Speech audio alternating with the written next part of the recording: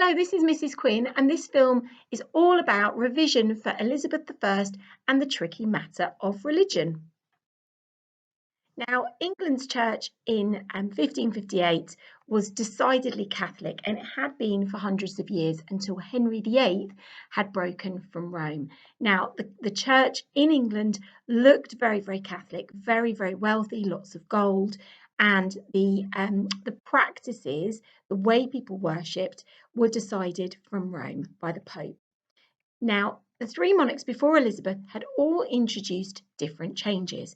Henry was absolutely a Catholic through and through, but he decided to break from Rome and make himself the head of the Catholic Church, not the Pope, in order to secure an annulment. But one other key change that he'd introduced was that he'd allowed the Bible to be published in English, which is a key aspect of Protestant reform.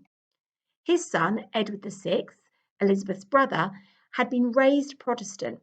Now, he came to the throne as a child, and so initially there were very, very moderate Protestant reforms that were introduced. But as he came of age, he began to introduce far more radical Protestant reform, including allowing priests to marry, and he destroyed all of the altars in the Catholic churches and replaced them with the much more Protestant tables. Now, Catholic Mary I, also known as Bloody Mary, she brought back Catholicism. She brought back papal supremacy, so the Pope was the head of the church, and she also burned opposition. And there were 300 Protestants burnt at the stake in public, and this made her very, very unpopular. Now, Elizabeth faced some key questions at the beginning of her reign. What kind of religious changes would she bring? Would she introduce Protestantism again, or would she keep Catholicism? And if she was a Protestant, what kind of a Protestant would she be? Would she be a very strict Protestant? Would she persecute opposition, people of the other religion, much like her sister? How tolerant would she be? And if she was going to be a Protestant queen, how could she and how would she work with the Catholic powers of Europe? Now, Elizabeth wanted to settle any questions right from the beginning of her reign, and she introduced the religious settlement in 1559. She introduced these as Acts of Parliament, so Parliament had to vote on these acts, and in actual fact, there were lots of people who voted against them, but she was able to pass these acts with a majority. Now, the first act that she introduced was the Act of Supremacy, and this made Elizabeth the royal governor of the Church of England, so no pope. She also introduced an Act of Uniformity, saying that everyone had to follow the same religion. And finally, the royal injunctions. And she wanted to create an English church known as an Anglican church, which would be Protestant in nature. But it wouldn't be radical, it would be very tolerant, and it would hold some Catholic traditions. There would be no pilgrimages, but the priests would look very similar to how they would in the Catholic faith. They would wear vestments, and there were other key Catholic features that would remain simply because Elizabeth liked them. Now, there were some initial reactions to Elizabeth's religious settlement. In government, Elizabeth's largely Protestant advisors were really disappointed that she hadn't gone further in introducing far more radical reform, in fact, more Puritan reform, because some of her key advisors were secretly Puritans. People like Cecil thought that the tolerance of Catholics showed weakness. Now, every single person in England had to attend these new Anglican church services, but Elizabeth herself believed that she didn't need to look inside the souls of men. She didn't want them to demonstrate publicly that they believed in the Protestant faith. She was happy to accept that some people secretly felt differently, as long as outwardly they still attended the services. Many thought that that was too weak and would encourage Catholics to get bolder and begin to rebel against her. Now, at home, many of the commoners in England felt that this was a really fair settlement, and there was some relief that the executions were over, certainly amongst the Catholics who believed that a Protestant queen would retaliate against the Catholics and begin to execute them. So many Catholics in England were actually quite relieved when Elizabeth's religious settlement was published. But abroad, Catholic powers such as Scotland, France, and Spain felt really threatened, and they believed that Elizabeth might support Protestant rebels in their countries. And this fear was well founded because in future she would. Now, in the 1560s, early Elizabethan policy, in order to safeguard religious sort of freedom in England, meant that she began to back Protestants in other countries. The first decision she made, encouraged by Cecil, was quite a bold one. She agreed to send military support to help the Protestants in Scotland in 1559 and in France in 1562. Now, the result of this was that the Protestants, known as the Lords of the Congregation, took control in Scotland, and that meant that her cousin, Mary Stuart, Mary Queen of Scots, was no longer in control, even though she stayed in Scotland for a few more years. But she failed in France. The Catholics stayed in control, and what Elizabeth does is she sends a clear signal early on that she is happy to meddle in foreign affairs, and this eliminates support from the Catholic countries, who begin to see Elizabeth as a bit of a Protestant crusader. Now, an impact of Elizabeth's early Elizabethan policy was that her meddling kind of backfired, because Mary, Queen of Scots, was removed from the throne, and she believed very strongly that her life was at risk. So she arrived in England in 1568 on a little fishing boat. Now, her presence in England was a huge problem for Elizabeth, because she was a Catholic figurehead for any Catholics who believed that Elizabeth wasn't a rightful queen. And remember, Elizabeth's father, Henry, had annulled the marriage to Mary the First mother, Catherine of Aragon, and had married Anne Boleyn secretly, and people believed that this meant that Elizabeth herself was illegitimate. So Mary, Queen of Scots, many believed was a much more legitimate claimant to the throne, and likewise was a Catholic, so it meant that Catholics could seize England again. So Mary was next in line to the throne, and her presence in England became a real problem for Elizabeth for the next 20 years. And this is very, very clear within a year of Mary arriving in England. The Northern Rebellion of 1569 takes advantage of this Catholic heir to the throne being in England. The Duke of Norfolk desperately wanted to marry Mary, Queen of Scots, because that in itself would make him king were she able to seize the throne. So he supports a Northern Rebellion led by Northern Lords, the Duke of Westmoreland and Northumberland, who led a rebellion which began with a Catholic mass in Durham. They marched 4,600 men south, but this was intercepted and stopped. So the Northern Rebellion was stopped, Westmoreland was executed, Northumberland escaped to France, and the Duke of Norfolk begged forgiveness from Elizabeth. Now, Elizabeth allowed the Duke of Norfolk to live. He was a cousin of Elizabeth's, and he pledged his support. But just 2 years later, he gets involved in the next plot, which is the Ridolfi plot. So 1571, this was led by an Italian banker, and it had Spanish backing, so it was a much more serious concern for Elizabeth. But it involved the Duke of Norfolk again. Now, the Duke of Norfolk is a member of the Privy Council and the most powerful nobleman in England. So the fact that he is involved is a real serious threat for Elizabeth. So this time the plan has escalated in severity. The plan is to execute Elizabeth, placing Mary, Queen of Scots, on the throne of England. But the plan is thwarted, and Elizabeth is once again safe. Now, this plot results in the execution of the Duke of Norfolk, and that demonstrates that Elizabeth is not afraid to act in harsh ways to put down these threats to her life.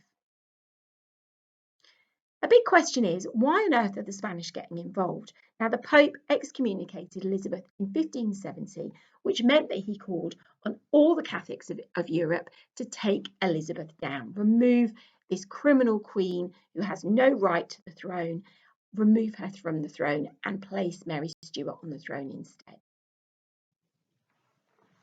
Now, this real threat forces Elizabeth to react. So she does a number of things. First of all, she makes Walsingham secretary, which basically his role becomes very, very much about her security and foiling plots against her.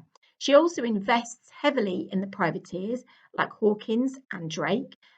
Drake undertakes the circumnavigation of the globe from 1577, backed by Elizabeth. And the reason for that is she understands that she needs to get more money in order to be able to build more ships to safeguard against Catholic aggression. She also secretly in the 1570s sends mercenaries to fight in the Netherlands against Spanish Catholic control. And finally, in the 1570s, you see the introduction of some anti-Catholic legislation, beginning with some recusancy fines. Recusancy, remember, is failure to attend church. Because of the Act of Uniformity, everyone is expected to attend church, and fines were introduced for those who didn't in 1571. Now, by the 1580s, tensions are heating up. And in 1583, Spanish ambassador Mendoza is involved in a plot to overthrow Elizabeth and place Mary, Queen of Scots, on the throne. Fortunately, Walsingham was very suspicious about Throckmorton's meetings with Mendoza, the Spanish ambassador, and so he foils the plot. It wasn't just Spain who were involved, the French and also the Pope were involved in this plot. Throckmorton was tortured, he confessed everything, and this leads to the Spanish ambassador Mendoza being expelled from England. Elizabeth is furious. Now, just 3 years later, a final plot called the Babington Plot in 1586 saw Mary receiving coded letters from the Catholic Babington, where she was based at Fotheringham Castle. Now, Walsingham once again foiled the plot, which again had Spanish backing, by decoding letters. Now, because they had physical evidence that Mary herself was endorsing this plot, she was put on trial and eventually she was executed in 1587. Now, the 1580s are a period of escalating tension, emerging conflict, and changing relations between Elizabeth, not just with Catholic powers of Europe, but also the Catholics in her own country. So all of this is reflective of the increasing hostility between Elizabeth and Catholics. Now, in 1584, the French and the Spanish, who had previously been enemies, signed the Treaty of Joinville. And this means that Philip II of Spain is free, if he wishes to invade England. Now, Elizabeth knows she's under threat, and she responds with 4 actions. She continues with the privateering, weakening the Spanish reserves. She also introduces further anti-Catholic laws, including an increase of the recusancy fines to £20 by 1581. She sends an army to the Netherlands to help the Protestant rebels. And finally, she allows Drake to sail directly to Cadiz in Spain and set fire to some ships within the Spanish Armada. And this is nicknamed the Singeing of the King's Beard in 1587. And the reason she does that is because she knows that those ships are gathering, they're mobilising into Cadiz, ready to set sail for an invasion of England. So by setting fire to those ships, Drake delays the invasion. Now, Elizabeth, because of the execution of Mary, Queen of Scots, following the Babington plot, Elizabeth, certainly on the surface, communicates that she's very angry with her council.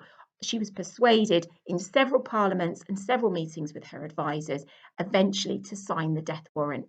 But Elizabeth maintained that she never gave permission for the death warrant to leave her site and be sent to Fotheringham Castle. And that's exactly what happens. So she argues that it was an administrative error. The death warrant, the signed death warrant, never should have been signed. And as a result, Mary never should have been executed. She also wrote to James VI of Scotland, who was the son of Mary, Queen of Scots. And she said to him that the execution of his mother had been an error. So regardless of whether or not this is true, Elizabeth was essentially trying to safeguard the relationship with Scotland. But the death of Mary, Queen of Scots, actually cleared the path for Philip to launch an invasion of England. Mary had a French family, and the concern of Philip was that if he invaded England while Mary, Queen of Scots, was alive, he would be under diplomatic pressure to place her on the throne if Elizabeth was executed. And he doesn't really want that. He doesn't want France to become more powerful. Because Mary, Queen of Scots, has been executed by the English, it means that if Philip successfully invades England, he is free to make himself the King of England. Now, although Elizabeth faced war, there is a positive impact of Mary, Queen of Scots' execution, and that is that there are no more plots against her. There are other religious threats as well. So, for example, in the 1570s, missionaries trained at the College of Douai in the Netherlands arrive in England. Now, a missionary's job is to try and convert other people to a different faith, and they want to convert the people of England back to Catholicism.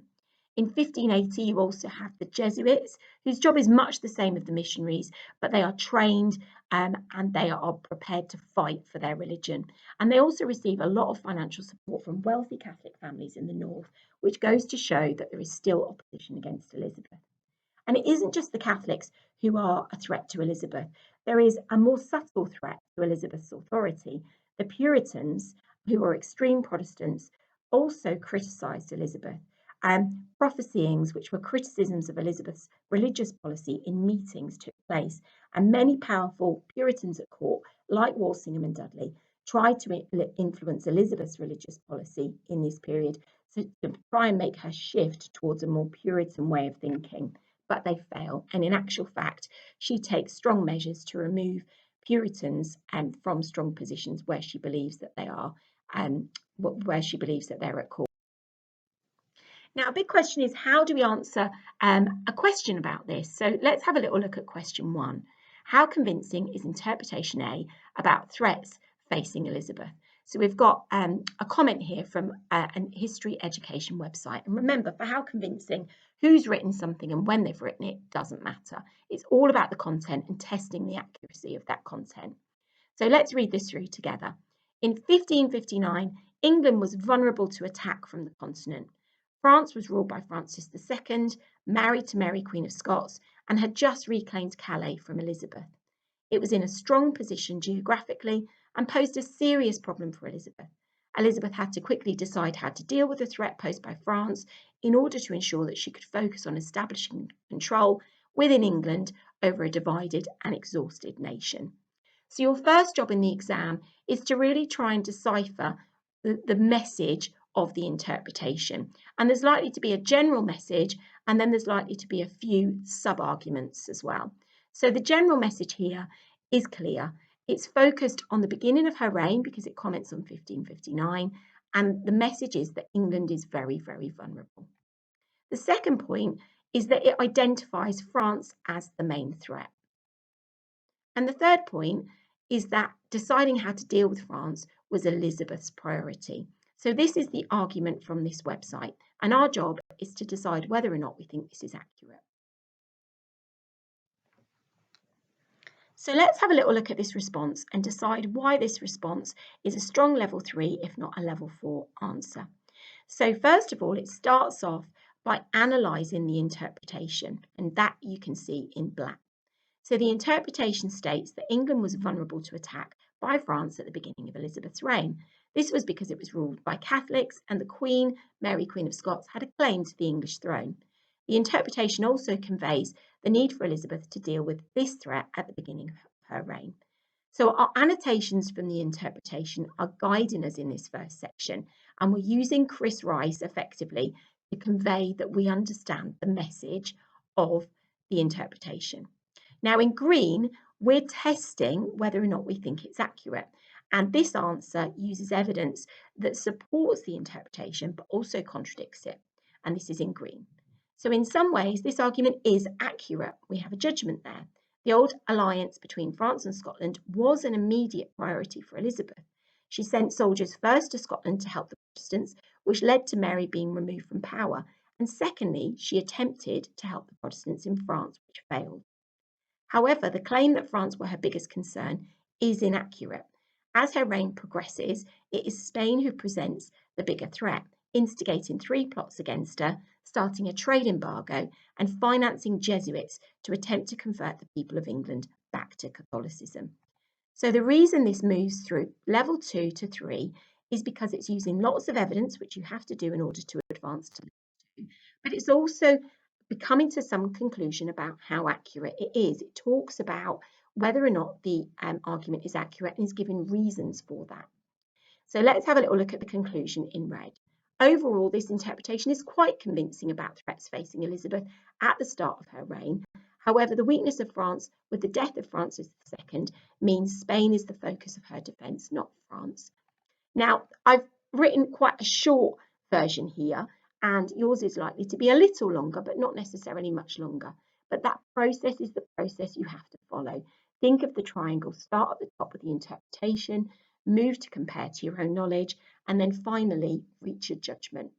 Now, we wish you the very best of luck in the exam. I hope this has been a useful summary for religion. Get in contact with us if you write any answers and you want them marked or if you have any questions. Goodbye.